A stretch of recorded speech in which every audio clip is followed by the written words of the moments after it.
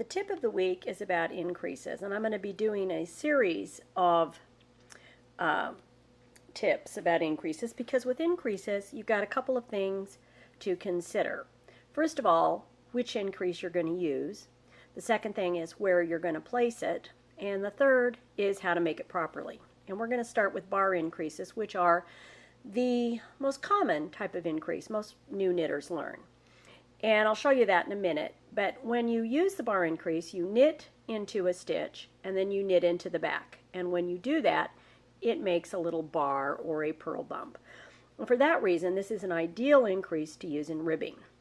By the way, ribbing should look like this. It should fold in on itself. The purl stitches should be more or less hidden. And if you're blocking ribbing, it's not ribbing anymore. It becomes a stitch pattern at that point.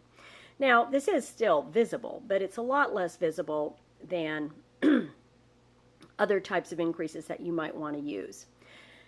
Now, using this in knit one, purl one ribbing is pretty much a no-brainer because if you've got one knit stitch to do it and it's next to a purl stitch.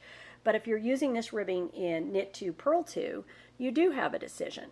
If you are making it in this knit stitch, the knit stitch before the second one, the first one, it's going to put that purl bump between the two stitches. And that is going to look like this. Now, one of the things about increases, unless you're doing a decorative project, is that increases should blend in with the stitch pattern. They should not be visible. That makes it a more attractive garment. So, which is more attractive, this one or this one? Here is where I have made the increase. I made the increase in that stitch. And again, that's how ribbing is supposed to look. It's supposed to fold in. The purl stitches should not be visible, or very rarely. Now here's how you make this increase. In ribbing, I'm gonna, knit, purl, knit, and this is where I want to make the increase.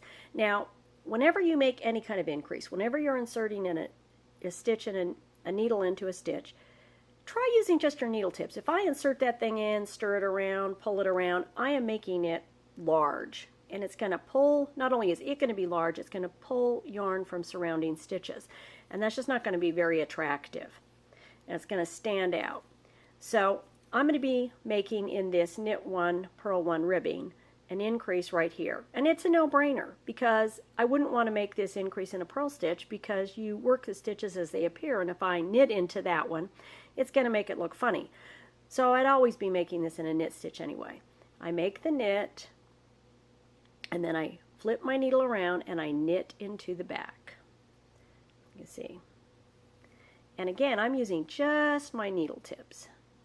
And I work the stitch through, and you can see there's the knit, there's the bar or the purl bump, and then I purl that next stitch. And I want to be sure that I'm pulling that yarn tight for that next purl. Otherwise, there's going to be a hole at the base of the bar increase. Now, I've done some knit two, purl two here, and you can see I've got two stitches. And so if I work that increase right here, it would be putting a purl bump in between the two knit stitches, and that's just going to look tacky.